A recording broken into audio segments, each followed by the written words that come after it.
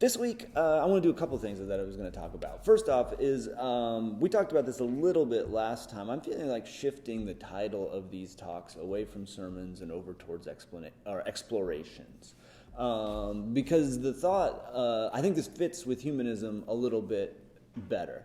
In the explorations, the idea is to take something and look at it and examine it and think about what the implications are and where it goes and what it might mean. And the next week, you could do something that is the opposite, right? Push something in a different direction and think about what that might mean and how it goes. So it's not meant to be authoritative. It's not meant to be final. It's not meant to every one of them be consistent, although ultimately we would like to be consistent. You can explore, right? You can examine. You can think about ideas. We have a tendency to jump to sort of final conclusions, and sermons feed us that way, right? To jump to final conclusions when we're not ready for it. So I think explorations would be a little more interesting, provocation, something to get us start to think a little more. And on that topic, that's what I wanted to talk about this week, was think a little bit about the way some of our cultural assumptions shape the expectation for what we want from an ethic, right? So what should a humanist ethic be? What should it aim for? What should it try to achieve? What should we think it would look like? Is shaped by the assumptions that we bring to it that may or may not be well suited for humanism and where humanism is coming from. So again, humanism, as we're thinking about it, is focused on this world, the people that we're dealing with, humans right now. So the aim of humanism is not to get right with some metaphysical entity and not a sense of some kind of purity in that way. Some humanists believe in that, some do not. That's all fine. It's not the center of what a humanist inquiry would be about. Humanist inquiry is about here and now and us. And so if we approach this in a naturalistic way, so we're looking at it scientifically, what should we expect from a humanist ethic is the question I want to be thinking about. Now, most of us come up in a Christian culture. We talked about this a bit last time. We talked about the God that you don't believe in, right? That's how we got raised. That's how the expectation we came in. If it's not a Christian culture, it's often a culture that incorporates some idea of salvation. Not all of us are that way, so I'm going to explore some other possibilities. But that's something that's often there in the background, that's been the aim. So I want to start with that concept, this concept of salvation. Should we expect something like that from a humanist ethic? I'm not talking here about the sort of metaphysical components to that, like is there an actual salvation, but is there something that looks like it that humanists might have that's parallel, like it's a metaphor or something like that? So let's think about the structure of salvation, right? What it is. Like if you're working towards salvation, what are you working towards? How are you thinking about yourself, the world, and everything that you're engaged in?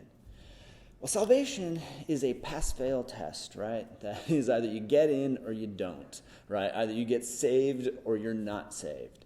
It's not something that is done sort of incrementally or bit by bit, right? You're in or you're out, which creates a lot of discussion, right, among groups that believe in some kind of salvation about how you get saved. Is it faith? Is it works, right? Is it by participating in the right kind of church?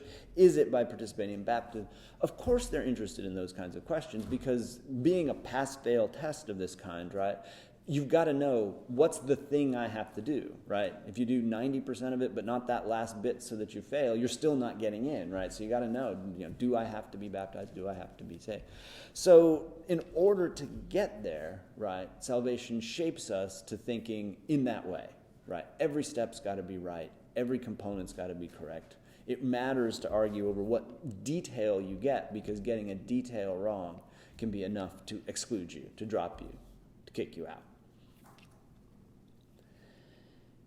And we do, I think, continue to look for that even outside of the religious context, right? There's often efforts, we can talk in politics about different groups that aim at purity, right? They're trying to drive out somebody that doesn't believe everything, right, that they believe, that isn't coordinated with them in every way. That there's an effort to come up with this definite line, right, across which you shouldn't pass.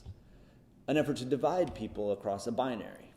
Good and evil is usually the binary, right? There's the good people that are committed to the right things. There are the evil people who are not. And then sometimes you have to sort out, right, those people that seem like they were good but really were evil or whatever, right? I mean, it gets you in that kind of mind, that kind of thinking that, right, the saved and the unsaved, the good and the evil, the ones that are off. So it gives you that sort of binary to keep thinking about your ethics, even when it's not in a religious context. And if we think about the state of being saved, that state is very different, I think, than the normal human life, right? So what changes about it? There's something kind of restful about it, right? If somebody is saved, that's done. It's finished. It's over. It's completed. Whereas in normal human life, we constantly have to struggle. We constantly have to care. We also have to try, right? You gotta say, I'm supposed to get up and get here on time. So I got to try to be able to do that. It doesn't just happen. I'm supposed to, think of this or think of that, right? So you've got to keep doing. Whereas the state of being saved, right, is finished. It doesn't require that human striving. It's not fragile, right?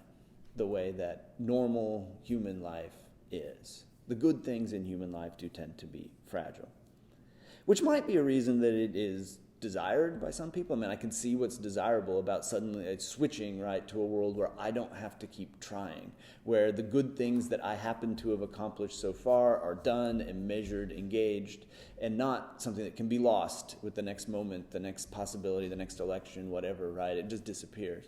So there's a sense where I can see it feels desirable, but it's also very alien to the world as we encounter it. We don't have that experience of being finished, being saved in the sense that it's done, it's over, it's complete in one way or another.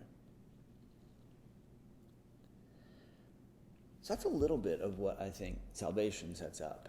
Part of what got me thinking about this, though, was thinking about Enlightenment. There have been a number of books recently written by psychologists, Western psychologists, about Buddhism. Why Buddhism is True is one of the titles that comes sort of straightforward. And what I've noticed about all of these is they do tend to duck this central idea in Buddhism of enlightenment, right? That's what it is aimed at, and that's what it's aiming for. So this might be not news to you, but it's always something that we easily forget. Of course, the Buddha is not his name, right? That's the title. The Buddha means the awakened one. Siddhartha Gautama is the guy that we call him Buddha. But anybody, right, could be Buddha if they are awakened, right? That's what it means. So there's the Enlightenment idea here is that sometimes you're out of it, you're not connected, you're asleep, you're something over there. And sometimes, usually suddenly, quickly, you become enlightened, right? And there are the people who are enlightened and the people who aren't. So it has that same binary structure that salvation has, right? It has that same difference in kind between the awakened and the people who are not awakened. And that's pretty stark. The other feature that I think about Buddhism that comes up is that there is the path, right? The Four Noble Truths. And the last one, right, is you have to follow the eightfold path to get there. This is another feature, right, that we think that is singular. There is a path. One way to do this, right? One way to get there. It's laid out in 8 steps, right? You can move through it. But there's only one way to do it. And that's part of the assumptions that are built in to this way of thinking, right? Now, we can find this elsewhere, right? People talk about being woke when it comes to social justice issues and all these sorts of things. It plays off this same idea, right, of like you're asleep and now you're awake. There's a binary that separates the two. This idea of there being a single path, right, one that we need to go through in order to get there. I think that's actually fairly common. People do like to say, here's the steps, right, to be able to get there. The way to become woke, right, and to become aware of these issues is you got to go through these certain steps. So should humanists expect something like that? I don't think so. I don't think that if we examine the world, what we find are the awakened people and those who are asleep. I don't think we find that kind of bright difference in kind, right, between one and the other. I think you see people that have examined certain issues more and have made more progress in certain ways. I think you see people who are better at certain things than others, who've gotten built up skills in this area, built up knowledge in this area. But a different in kind to say, bam, these people are completely different than all of those other people. I just don't think we find that when we examine human beings. Well, why not? I'm going to go back to a very basic idea, an old idea. the way Plato puts this is our soul is divided into three parts. He imagines it as a city, right, where you've got a bunch of workers of one kind, you've got a bunch of soldiers of another kind, you've got the kings or the rulers of a third kind. That's possible. Freud has another way of talking about the soul being divided into the conscious and the unconscious, and you've got the ego in between. So there's lots of different theories that suggest the soul is divided.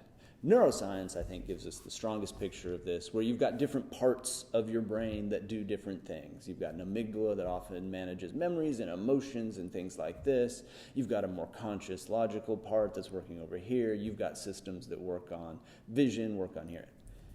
And they don't all work together.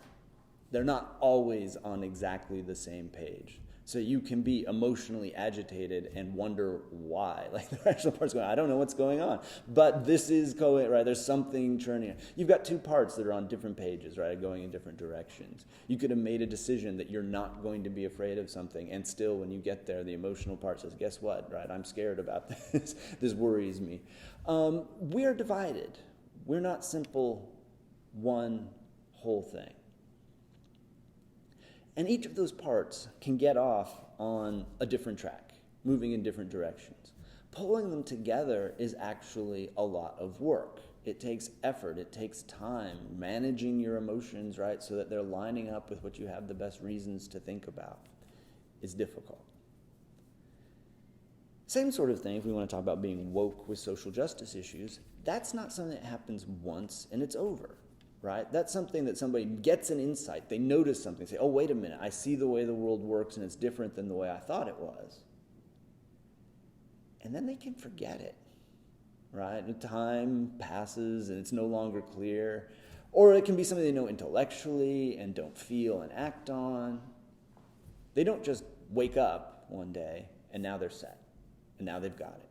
You can slide back and forth. It takes continual effort. Because we have these habits, right, that we live in, and we have this world that we live in where we are pushed in different directions and different things come at us. Which means we probably shouldn't expect there to be a path. Maybe there's like one thing that but probably not a path. Getting to be a better person is going to mean exploring many different approaches and paths and opportunities. The one that's outlined by the Buddha has a lot to speak for it. I think that's what I get out of why Buddhism is true. And those other things is there's a lot in favor of this. It points out a bunch of things that are very useful. But to suggest that if you don't follow exactly those steps, you can't get better, you can't improve in various ways, you will never know, seems to me too much. People have different problems, different situations. Different approaches might be needed. Across different points in your life, you will probably need different approaches and different ways of thinking about it. So I think that salvation and enlightenment both give us models that aren't actually helpful, right? They point to a world where we could be better, and I like that. I think many of the things that go into the description that builds there can be useful. Parts of the Eightfold Path, different elements of sort of Christianity, of how to be good and what it portrays. I think those can all be helpful.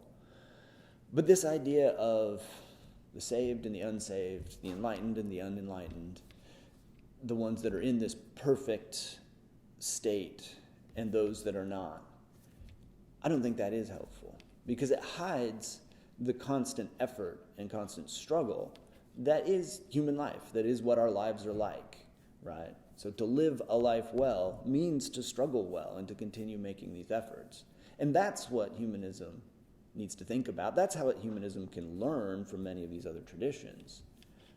But we shouldn't expect, the saved and unsaved, the enlightened and the unenlightened, or anything like that. So anyway, that's my exploration for today. So thanks.